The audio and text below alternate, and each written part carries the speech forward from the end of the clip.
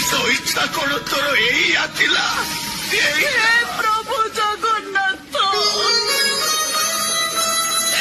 ଜଗତର କଲ୍ୟାଣ ପାଇଁ ତମେ ପରା ମହାବାହୁ, ବଳିଆର ଭୂତ ଦୁଃଖ ଭରି।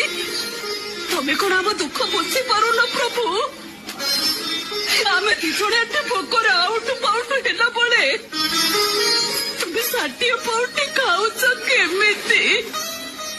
ତମ କଣ ଆମ ଦୁଃଖ ଦେଖା ଯାଉନି? କେମିତି ଦେଖାଯିବ ଗୀତିକା? କେମିତି ଦେଖାଯିବ?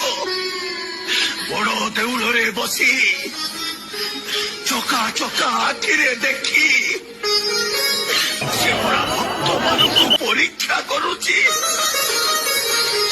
ଏ କାଳିଆ ଠାକୁର,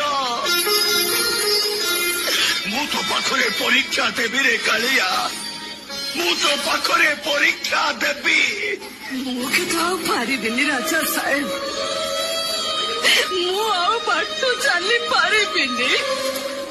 ଗୀତିକା, ଇଏ ହଉଛି ସେଇ ବଡ ଦାଣ୍ଡ କାଳିଆ, ଯାହାର ମାଟି ଛୁଁ ଛୁଁ ମଣିଷର ସବୁ ଅହଙ୍କାର ମିଳେଇ ଯାଏ।